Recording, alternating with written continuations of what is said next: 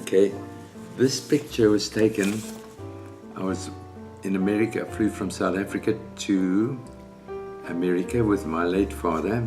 He came to see his sister, and he's never seen her because she left Lithuania to come to the United States when she was about 6 or 7. And I'd never been to America, and this is my first trip that I'd made with my late father. So my dad, you could see him sitting and feeling proud of me on the picture. You can see his head. And I went to see them at a club, and they asked me to sit in. So all the famous stars, this one on guitar was Eddie Condon on guitar, I'm reading the names there, and Cuddy Cutshall, Edmund Hall, he was clarinet, and Johnny Windheimer, and Dick Cariff, and Gene Schroeder, and Walter Page, and Tony Kanna. Now, the great thrill I had that these are all world famous stars, and me having the opportunity of actually playing with them. Pity we didn't have those recording things, it would have been lovely. I sat in for about 4 numbers, and that was one of the greatest thrills that I had coming to America. And it was at the club, and as a matter of fact, that's where I met Oscar Peterson too, a few days later. Okay.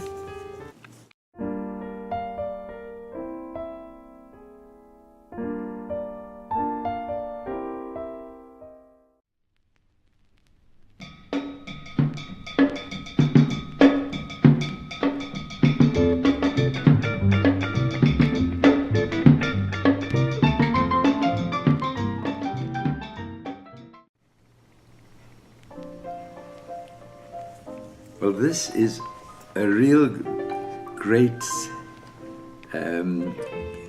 sort of nostalgic, unbelievable thing that my first, it was a 10-inch, normally it's a 12-inch CD, but they asked me to do an Afrikaans music in South Africa.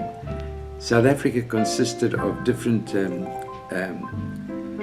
There were the blacks and the coloreds, and then they had everybody was sort of like the Jews was living there. I think they had at one time about 100,000 Jews living in South Africa, and me being Jewish and the Afrikaner had their own type of music, and they liked my piano playing, but I was playing a little bit too much jazzy, but so I had to get into it and play what they liked. They called it tiki dry, very simple things with 3 chords, F, C and G, and you can get away with anything. So this was called Huispartytjie. It's a house party and at number 2 Reeks, number 1, and it's called Charles Segal and Sy Ritme, Charles Segal and his rhythm. Now, I was quite upset about it. They had people dancing, and they had somebody playing the organ, and it wasn't me, so I couldn't argue with him. It was my first record. I was so excited, and this brought back memories how sort of very simple things were done in South Africa. But I was so proud to have it, and trek means tagging along. But there was only, it says Huispartytjie Series Volume 1. So I did quite a few for them. But I was very disappointed about the cover, at least have my face or something about me, or me dancing with somebody. Anyway, this was my first 10-inch long playing record.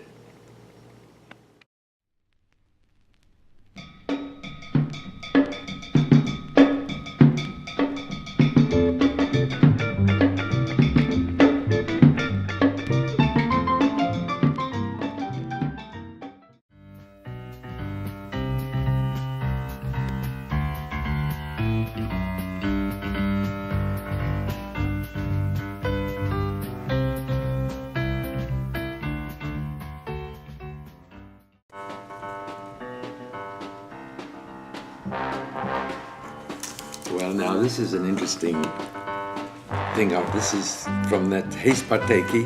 This came about, I think, 2 years later, when CBS, Arnold Galembo owned CBS, and he asked me to. I became interested in African music. I wrote a song called Africa, Zakazi, Kazi. Oh, you say yes, that's where I want to be. It became a big, big hit. As a matter of fact, it was used for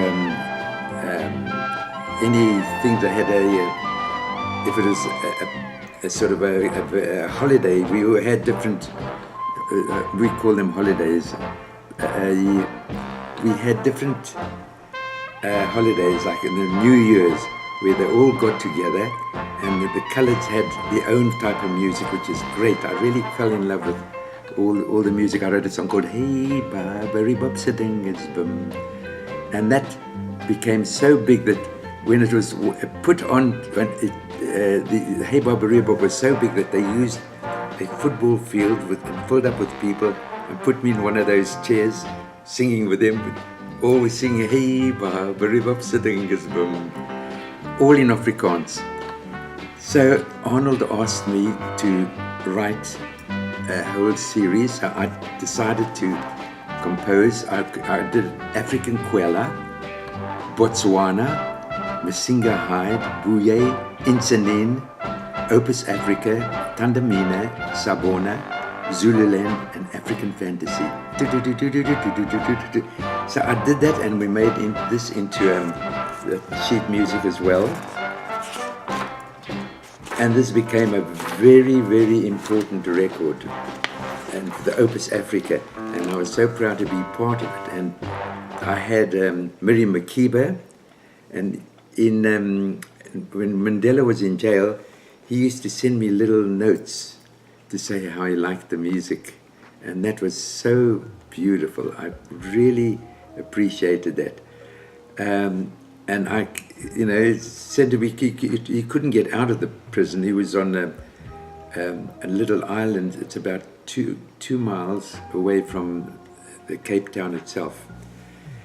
And it was a very sad but very exciting type of way of life. And I was so happy to be part of it. So all these songs that I mentioned, African Kwela, Botswana, Masinga Hyde, Opus Africa, Tandamina, they had all African.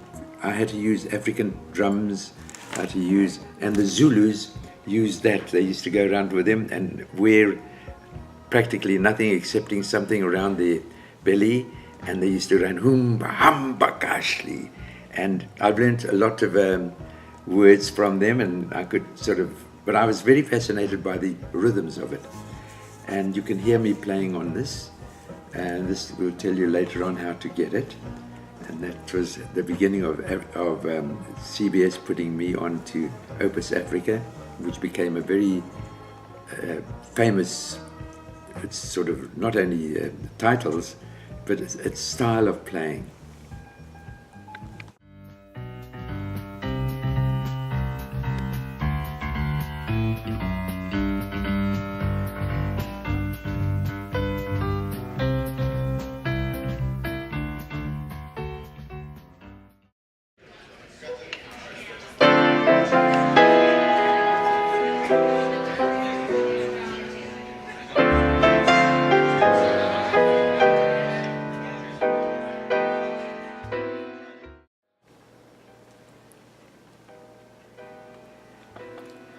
Okay, very nostalgic. This was taken in New York. This is my ex-wife, Cindy, and Duke Ellington, and myself. Now, when we were in New York, we were asked, Bert Dallender was playing in New York, and he was a drummer, and I happened to come across Bert Dallender. I knew that he took over from Gene Krupa, and we went in there, and Bert Dallender arranged for me. He says it's going to be his 60th birthday in New York, in Harlem. And I'll get an invitation from the Duke because he wants only personal friends. But through me, I'm going to introduce you to him. So I couldn't believe that this is happening to me. So we arrive at a week later, and he introduced me to Duke Ellington, and I just couldn't believe that I'm seeing the Duke. I mean, he was like not only a household name, a legend of legends. Very nice to me, and he asked me where I came from, and I said South Africa, and he says, oh, we'd love to come there and, you know, and see it. I don't think it ever materialized. Anyway, Bert Dallender got us to Harlem. He met us, and he took us with his car to Harlem, and there we meet Duke Ellington. I had this picture taken with him, and after a lovely evening, he says to us, now we must leave before 12 and not walk anywhere. He's going to arrange it because it's a very dangerous place. I said, but I'm living in America, it's not South Africa. Anyway, we joked about that, but he's quite serious about that. So anyway, so we spent a lovely evening discussing a lot of things. I met his wife, and he asked me about playing and what I did, and I told him that I'd met Oscar Peterson, and all respected Oscar Peterson. Anyway, that is my story, and we did leave early, and we went back to Boston, where we were staying. No, this was still in New York, but we were living with Cindy's mother and father. So now, well, that's the story on how I met Duke Ellington through Bert Dallender, and it's still a great. I haven't seen him lately, but he was a great friend of mine, and he did help me with a lot of musicians, and I played a lot of them. Okay, that's that story.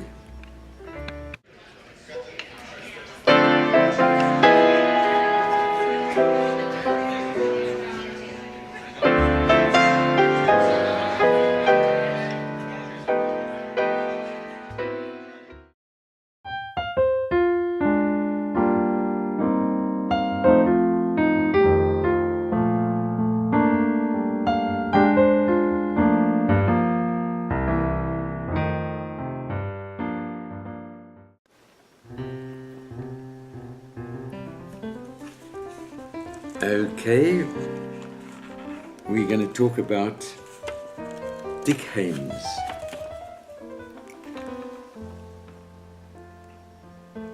Dick Haymes.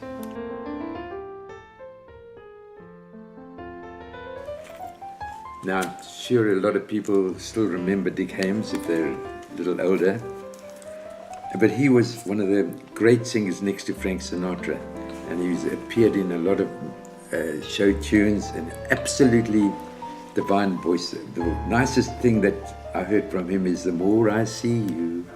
That was a great song, and I met Dick Haymes through some people, and I always wanted to meet him, and he said he was at this was a Warwick Hotel. He was appearing on Broadway. So I got there, and we'd made an appointment to see him. So I got to his hotel, and there I met Dick Haymes, and he was a very talkative person, and he liked. Even I asked him, "Would you like to come to South Africa?" And he was quite keen on that, and it was so nice meeting him in person. And he asked me to send him some of my songs, and which I did. But then I lost contact with him. But the meeting with him was very interesting. And of course, Rita Hayworth was his wife. I believe he was married 6 times. So so he's way ahead of me. This is my 3rd marriage, and we'll talk about that at a later time. So anyway, so Dick spent a lovely evening with Dick Haymes and talked about so many things, and that you saw the picture of him. So now we're going to go to Rolf Harris.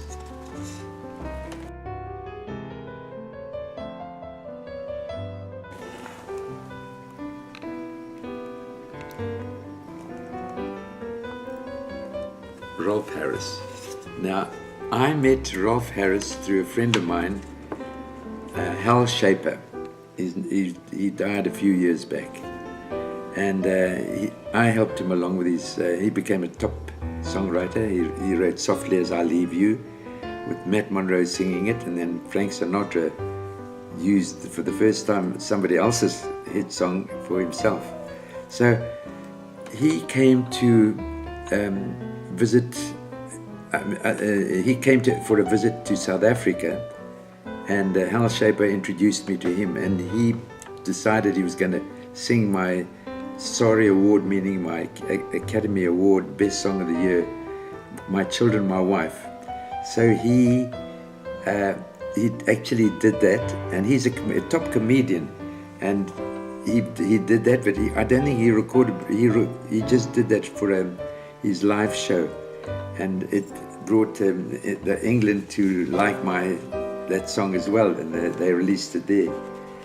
So that is how I met Rolf Harris, and a very entertaining guy, and he was one of the top comedians from England.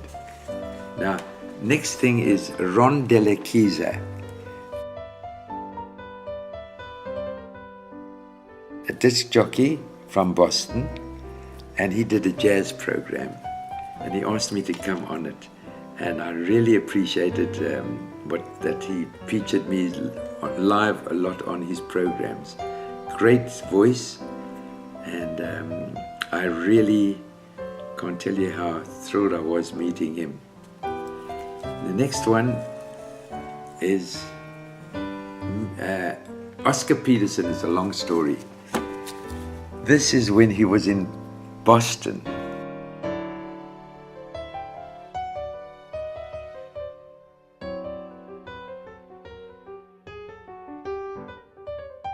But Oscar Peterson and myself and Oscar Peterson there. I met him before when I was in New York, and I never forget, I went up to him. He'd just finished playing in this show, and then he came at the back. I went to the back of the stage to meet him, and I said, "I'm so pleased to meet you, but you've destroyed so many pianists' lives, including mine." And he came up to me and he says, "Thank you, Charles," meaning he's so good that it's sickening. So I said to him, and he says, "Thank you for the compliment, because really," I said, "we all hate you. Everybody hates you." So he knew I was saying that he's such a great pianist. And yet I met him about a year before this picture. So I had a picture taken with him then, and he appeared in Boston. And then I went up to the manager and said, "I'd like to see Oscar Peterson." He says, "No," he says, "he won't see anybody." So I said to him, "Tell him it's a guy, Charles Segal from South Africa, who met him before." And he says, so this guy goes back and he asks him, and he says, "Yes, he's the guy I love to meet." And he may remember that I told him we all hate him. He's so good. So he called back. He said to him, "I can meet him." And there I was meeting him again. The most unbelievable human being and pianist that they ever lived. There's another pianist called Art Tatum, who he copied as well. And he's absolutely, his technical ability was unbelievable. But Oscar Peterson copied him and did it even better. But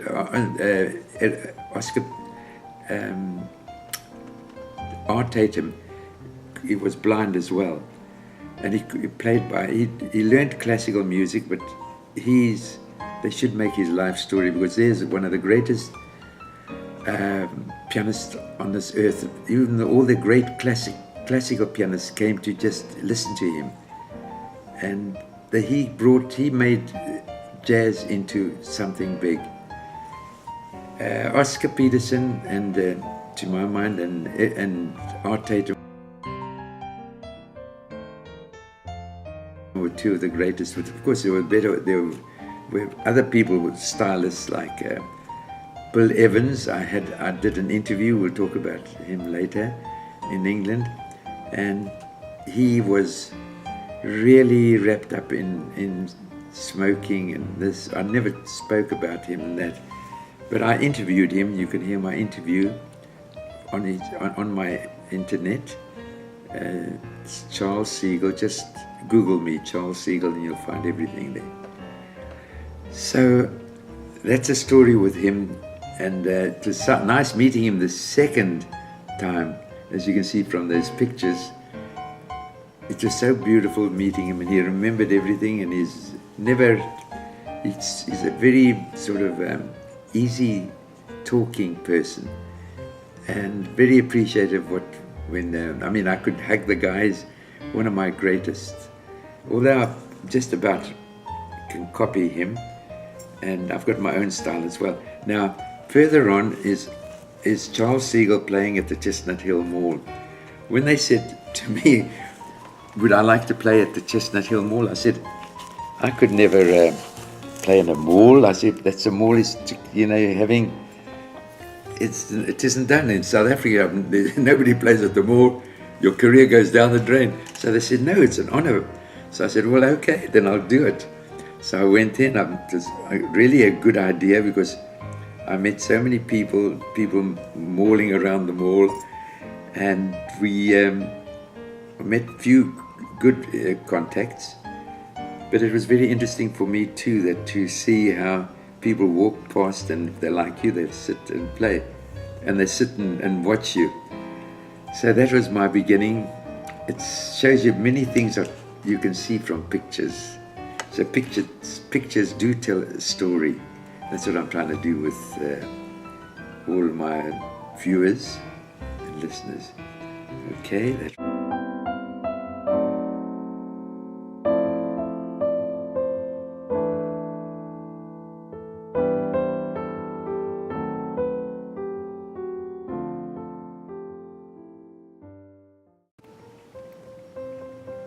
Okay, now this is interesting. Alexander Haig.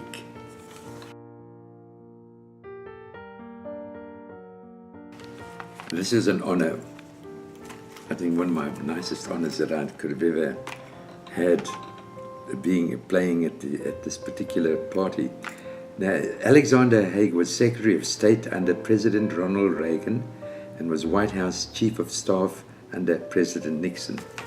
So I was asked to play at a gathering in Boston, and they wanted me to play the piano for Alexander Haig. And when I was so excited that I even dressed I've got a tie there with the notes, as you can see. And when I walked in, he said he liked my tie, and I got into a political conversation with him. Great, great guy. And I was very honored to be with him and meet up with all the well-known political people. I found him a great leader.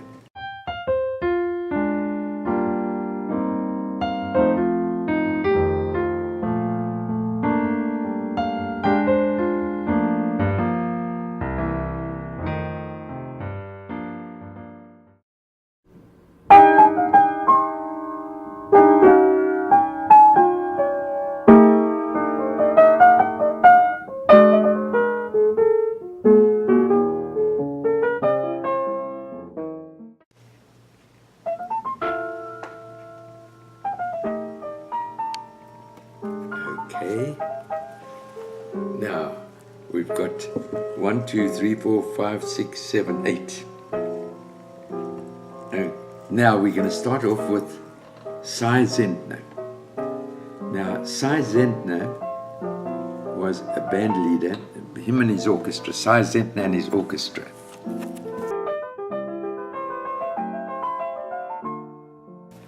They were in a bus, especially a bus, and that I became friendly with him, and I said, I'd love to be in your bus and go for a drive. He says, it can be arranged. And he did. And we were sitting in the bus, and he had about 12, 13, 14, 15, sometimes as many as 22. It's called, and he traveled all over the United States. So I got there, and so I sat there, and they had a play piano. And we started in, and I said, let me hear you doing this song and that song and that song, and they knew them. And I had such a ball there. It was one of the loveliest afternoons that I spent with the Cy Zentner bus. It was so nice. America was then at its best. You could sort of see the Cy Zentner bus, the Glenn Miller. They all had their own buses. And he was very commercial, but very exciting.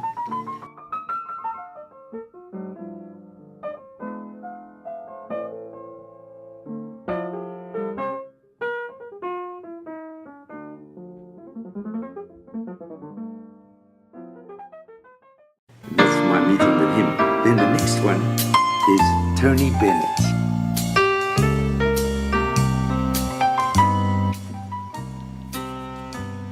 Tony Bennett, they were doing something of mine, Walk the World in the CBS, and then we visited CBS, and I got hold of Tony Bennett. I saw him walking out of the place, and we were talking, and he's a great guy. And I said to him, well, there's only two singers really in the world, and besides Nat King Cole and that, but I said, it's Sinatra and you. And I liked, he came out there, what was that song again that he did, Because of You? No. Anyway, Tony Bennett is, thank God, still alive, and he's my favorite. I'd like to see him again now, but I'm somehow difficult to get hold of him. I left my heart in San Francisco,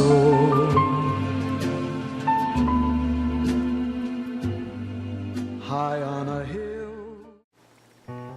Okay, the picture that I'm looking for is this one here. There's Ralph Sharon, I want to talk about him, and Harold Jones, the drummer.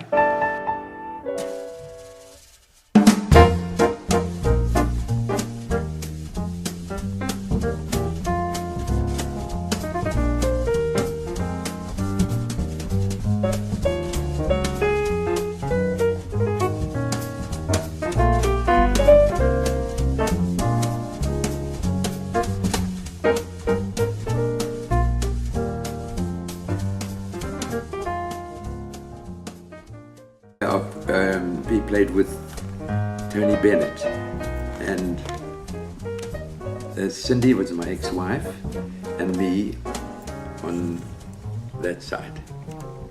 So anyway, Ralph Sharon happened to be one of my favorite pianists. He comes from England. He had one of the loveliest touches in the world, and I modeled myself around him, and was so pleased to meet him, Ralph Sharon. And if you haven't heard him play, try and get some of his records. Then there's another picture of us again, all four of us. Oh, that's right. There's only, do you see this picture?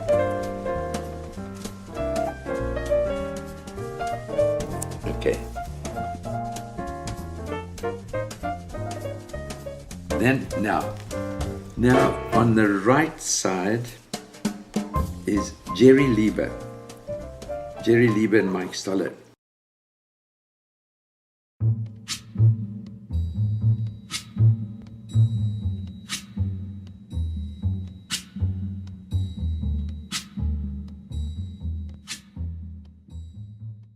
I'm sure you know who they are. They wrote for Elvis Presley. You want to hold, I want to hold your hand. Oh, the whole works. So I became friendly with Jerry Lieber, and I said to him, that's this guy, in front of his home. We spent a lovely day together. And I said, do you like doing these commercial things, you know. He says, I'm laughing all the way to the bank. I said, well, don't you feel? He says, well, that's great. I'm doing, and his pianist, his pianist wasn't there.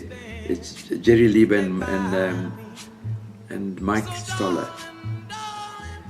They did every song of Elvis, and there's so many that you can just look through, and then you look at their names. And that's his one meeting with him. He would only write with Mike Stoller, and very difficult to get in anywhere what they're doing. And at that time, rock and roll was really on top. The only ones that were doing better than him were the greatest in the world.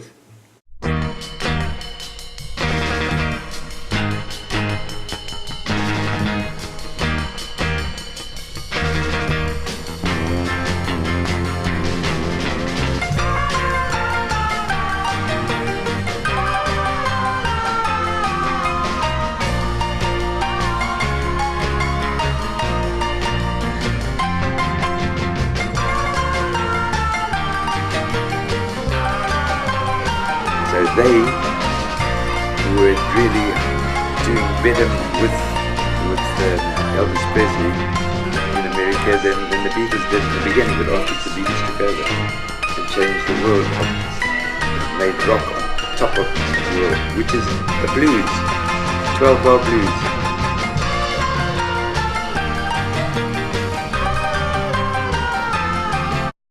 I also met Billy Vaughan.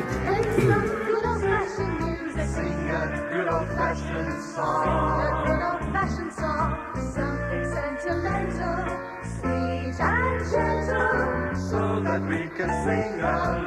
So we can sing along. Play some good old fashioned. Now, Billy Vaughan made a name for himself. When he was at CBS, he did cover records. The cover records were better than, they made more money from the cover records, the same song, and to get as a cover record there, you can make a fortune. Sing a good old-fashioned song. A good old-fashioned song. Something sentimental, sweet and gentle, so that we can sing along.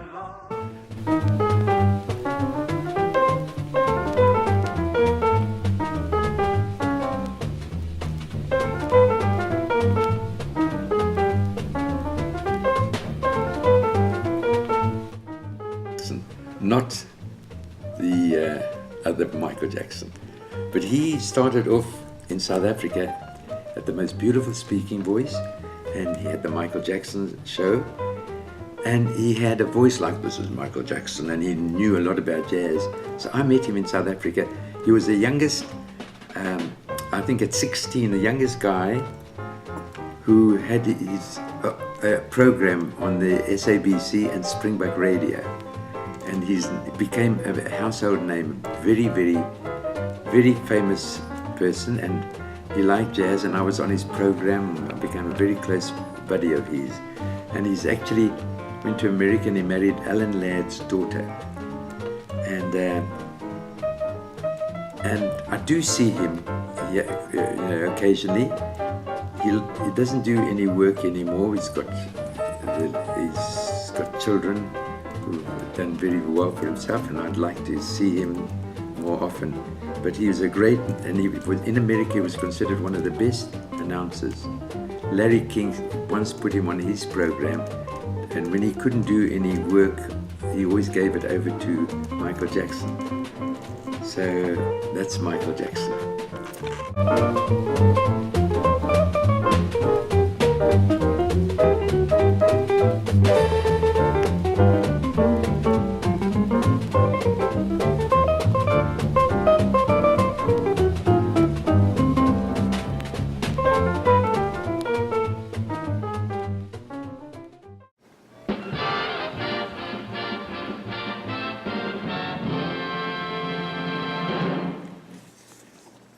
You saw that picture of Johnny Ray and myself.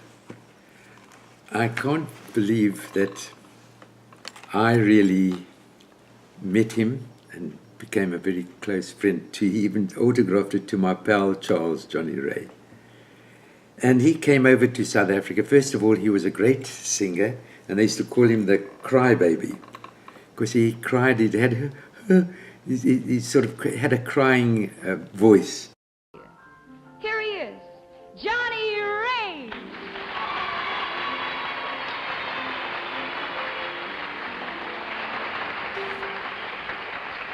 If your sweetheart And his songs, he made a good few songs. When I say a good few, he had about 10 hits.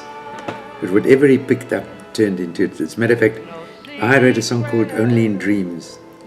And when I played it for him, he said to me he loves it and he's going to record it. And he came to South Africa. Everything stopped.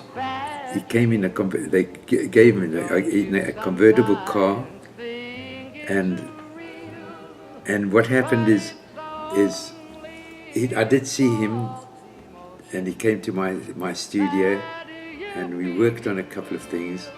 And little did I know, he was a big thing, and he was very lovely person who worked very, very hard, and he had ear that was one side, I think the right hand side, the left hand.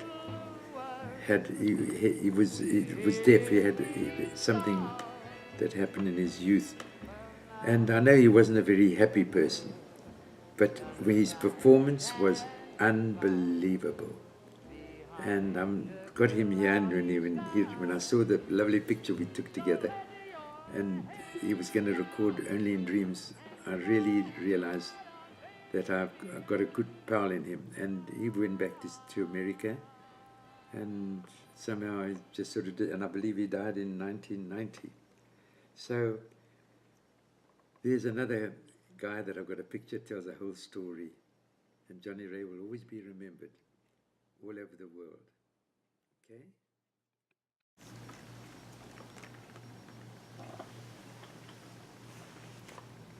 Okay, the three of us here is Johnny Restivo and Bobby Darin and me in the center. Now, you all know Bobby Darin. Bobby Darin, actually, he died he had rheumatic fever, which I know about that. It can be a very dangerous disease. Now it's okay. I think when I was about 10 or 11, 12, I got we still had house doctors. This was in South Africa. Then they found that I had a touch of rheumatic fever. And they put me in bed for 6 weeks. And my first cousin, the twins, Sarah and Zelda, I only stayed for 6 weeks. And that I was not allowed to play any sport, and there was no cure for it. And my cousin, who also had it, but she passed away from it. And it was so sad. So whenever I think of Bobby Darin, he also was inflicted with that, and that's what actually killed him. And it weakened his heart, and he died very young. But I had the pleasure of meeting him. And he was really one of the greatest. He had everything. He's a great actor, and he was really like Frank Sinatra. And at one time, he was, I think, even selling more. And then he was married to a very, forgotten her name now, but to a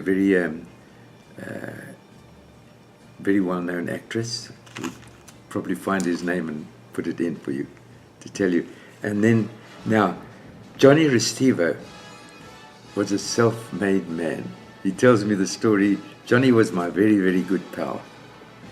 And I met him when I was in America I spent about a year and a half, and I met Johnny Restivo. And I also arranged for him to do a show in South Africa. It was a great success, and he recorded a few of my songs, Ocean to Ocean. He recorded he recorded Smarty, Go Go Eskimo, and lots of others. Go, go, Eskimo, row, row, Eskimo, go, go, go to all the 7 seas. Go, go, Eskimo, row, row, Eskimo, go, go, go to find a life of ease. Just a year ago, an Eskimo got so very tired of ice and snow. Took his girl into her, said, let's go to where southern breezes play. Yay, yay, yay, yay. First they landed on the coast of Spain, but for gay fiestas looked in vain. All they found upon the plane was rain. And Johnny is one of the greatest guys, and he's self-made. What he did, he told me the story, he became famous this way. He got a hold of a lot of people to come to RCA, and he got about 500 people to say, we want Johnny, and they took pictures, and it went into all the newspapers. And Johnny really had a great voice, and I'd love to see him again. I haven't seen him, but I've spoken to him on the telephone. That's Johnny Restiva, and we were at the club, and Johnny actually introduced me to Bobby Darin. And Bobby Darin was interested in some of my songs, but somehow it never, came to recording it. So that's my story there.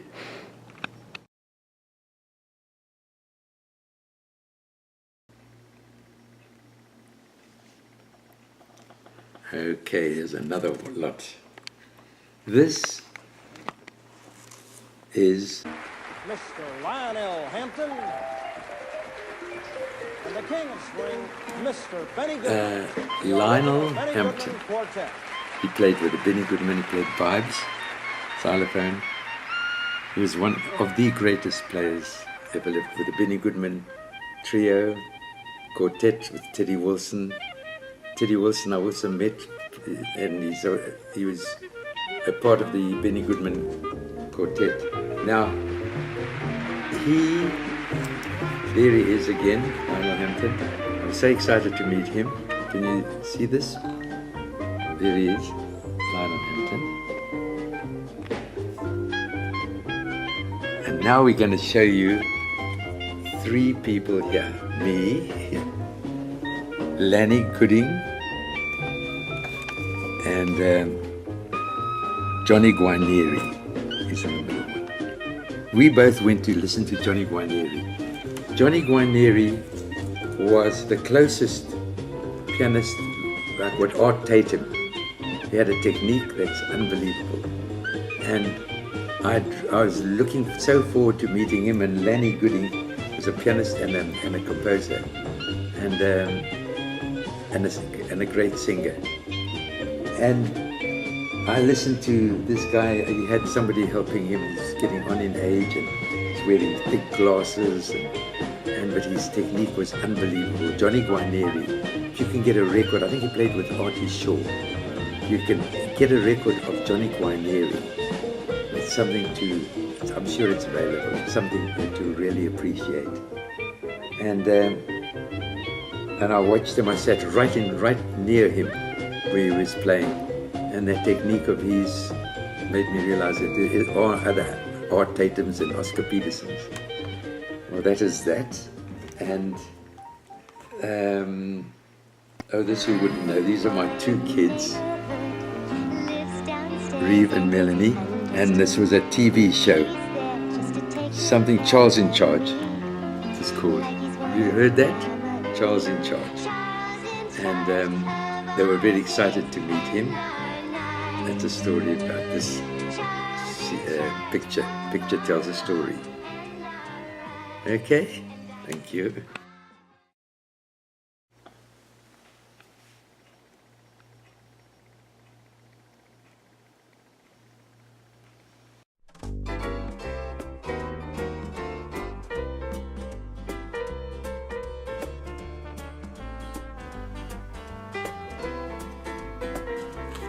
Well, that's my man, Frank Sinatra. I actually met Frank Sinatra we were staying on Broadway, and there was a club called Jilly's restaurant, and I and Cindy went over to this club, and behind it was at night. All the great pianists played there. Everybody worthwhile they're playing at Jilly's. And then I saw a picture above on the Manchurian Candidate of the bar, and I said, hey, Frank Sinatra with Lawrence Harvey. And Lawrence Harvey is a cousin of mine. So I was served a drink there, and I said to him, how come, he says, who do you know on that? I said, as a matter of fact, Lawrence Harvey is a cousin of mine. So he says, I said, well, how are you connected with Frank Sinatra? He says, he started off as a bodyguard. And Sinatra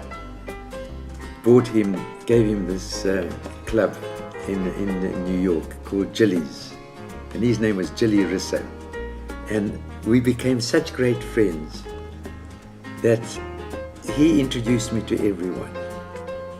He introduced me to Dean Martin, all the greats there.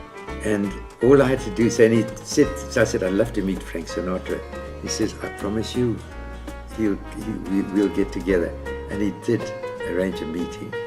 And Frank Sinatra is one of the greatest guys going, always helping people. And when when Jilly was killed in a car crash, and Frank Sinatra never got over the fact that Jilly wasn't alive anymore, and that's what killed him even. So that Jilly was his right-hand guy, and Jilly was the most unbelievable guy. Whenever I wanted to know about Frank Sinatra, I used to get invitations. You're invited to this Sinatra. I couldn't come because I was in another state, but I felt so that Jilly was my best buddy. And the restaurant, what Frank Sinatra did for him was so good. And I played one night there. I was so proud that I played at Jilly's. There was always a record out, so-and-so plays at Jilly's. Such an honor. And so it shows you that Frank Sinatra was a great guy. And I really miss him. And I think he was one of the greatest singers with a great beat. He had really not a very strong voice, but when he sang Fly Me to the Moon, he just didn't say fly me, he says fly me to the moon. Yeah, or grab your coat, get your hat. There was more of a definition of timing in talking. So that's my little story about Frank Sinatra, the great Frank Sinatra.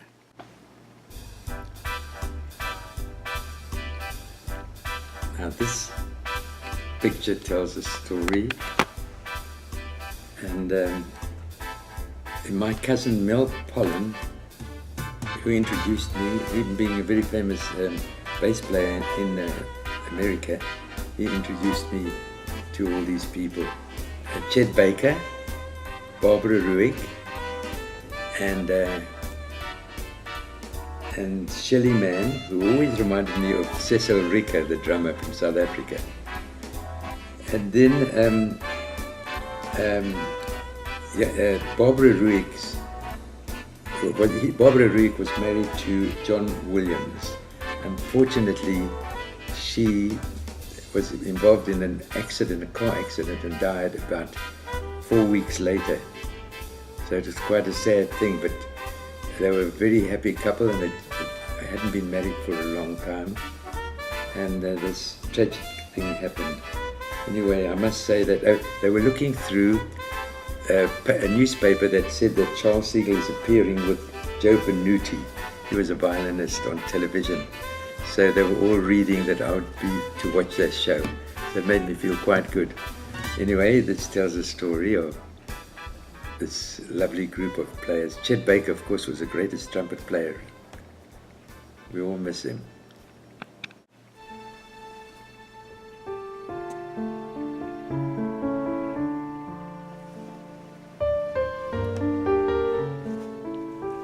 Okay, This is the Marcus Who's Who Publications Board certifies that Charles Segal is a subject of biographical record in Who's Who in the World, 3rd edition, 1976 to 1977.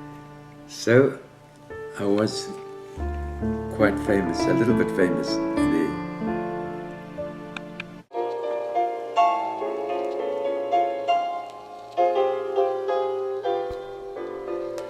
Now this is rather interesting. It's Eleanor Lucen plays Charles Segal in classical style. Now, she's a German concert pianist from Germany who came to South Africa, and she came to see me. She wanted to play, to improvise, because she can play classics, you read note for note, and she wanted to learn how to improvise.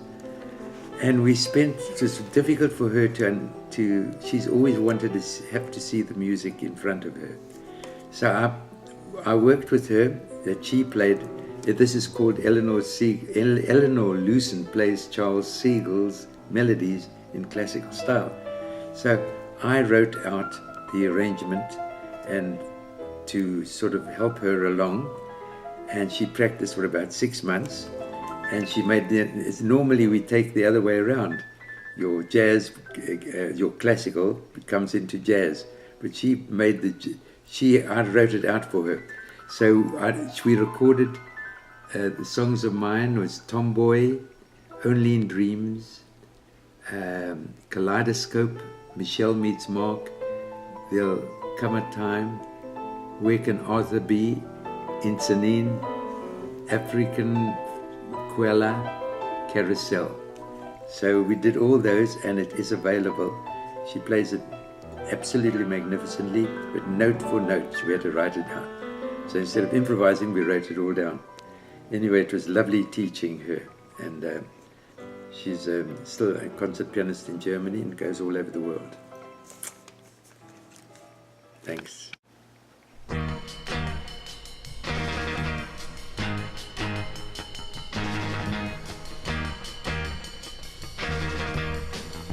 Well, this is now my tribute.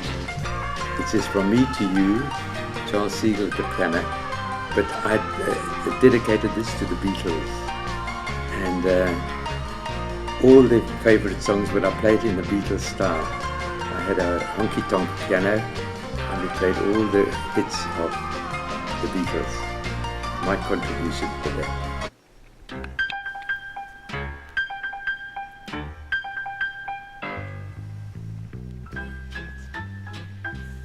Okay, Segal's Scene. It was an idea of mine. I'm going to put a beautiful girl on a piano, grand piano, call it Segal's Scene. I made it very jazzy. And incidentally, from this, her name was Dorothea Scott, and she became runner-up to Miss South Africa. So, see what I do for nice-looking girls. Segal's Scene.